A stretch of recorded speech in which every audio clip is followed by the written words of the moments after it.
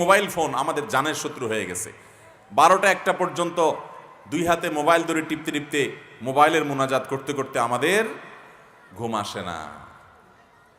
কিন্তু ফজরের সময় যখন উঠা দরকার তখন তখন দেখা যায় যে আর ঘুম ভাঙে না, শয়তান তখন ঘুম পাড়ায় দেয়।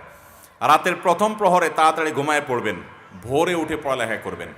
এদেশে যে হেফজখানা মাদ্রাসাগুলো আছে, আপনাদের এলাকায় হেফজখানা মাদ্রাসা আছে না নাই? একটু যায় দেখেন ছাত্ররা কখন পড়ে জানেন? হাফেজ ছাত্ররা কখন পড়ে?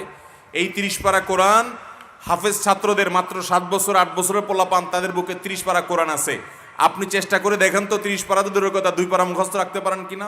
এই ছেলেরা আপনি দাঁড়ায়া বলবেন 30 পারা শুনায় দাও, অনেক হাফেজ আছে আপনাকে সকালে ফজরের পরে দাঁড়াবে, রাত 10টা 11টা পর্যন্ত এই পুরো টাইম পড়তে থাকবে, মাঝখানে শুধু নামাজ পড়বে আর খাবে, ইস্তিনজা যাবে, টয়লেটে যাবে, আর পুরো টাইম পড়ে যাবে। 30 পারা একটানা শুনায় দিবে। পৃথিবীতে যদি কিছু আশ্চর্যজনক বিষয় থাকে তার ভিতরে এটা একটা, যে এত বিশাল বড় গ্রন্থ, এত বিশাল বড় বই, আল্লাহর কালাম কোরআনে কারীম, এটা এই ছোট ছোট বাচ্চারা মুখস্থ করে ফেলে এবং তাদের স্মৃতিতে সারা জীবন তারা ধরে রাখে। রমজানের তারাবিতে আপনারা দেখেন দাঁড়ায় 30 পারা তারা শোনায় দেয়।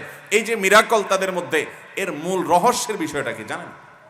অন্যতম একটা, এটা তো কোরআনের জীবন্ত মুজিজা, এর একটা বিশেষ রহস্য এটাও যে এই শিক্ষার্থীরা হাফেজরা মাদ্রাসাগুলোতে রাতে বেশি রাত করে পড়ে না, এশার পরে দ্রুততার সাথে তারা শুয়ে পড়ে, ওই ভোর রাতে উঠে যায়, তখন উঠে পড়ে। আপনি 2-4 দিন পরীক্ষা করে দেখেন, রাতে তাড়াতাড়ি ঘুমায় পড়েন, 6-7-8 ঘন্টা ঘুমান ভালো করে, ফ্রেশ হওয়ার পর ফজরের আজানের পরে উঠে যান। উঠার পর আপনি ওই ভোর রাতে একটু পড়তে বসেন বই নিয়ে, দেখবেন মাইন্ডটা কত ফ্রেশ, যেটা পড়বেন ওইটাই গেঁথে যাবে।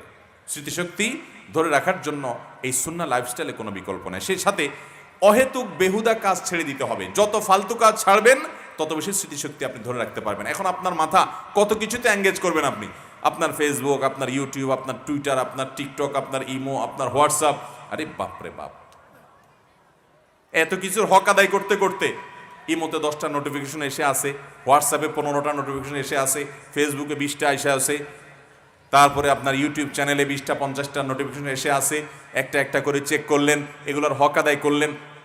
মা বাপ ভাই বোন, খাওয়া দাওয়া, কাজ কাম, পড়া লেখা, নামাজ রোজা, সেগুলো তো আছেই। এর বাইরে এই ফালতু ব্যস্ততা যদি এত থাকে তো আপনার ব্রেন কাজ করবে কোত্থেকে? আল্লাহ তাআলা আমাদেরকে অনর্থক এবং বেহুদা কাজগুলো থেকে বেরিয়ে আসার তৌফিক দান করুন।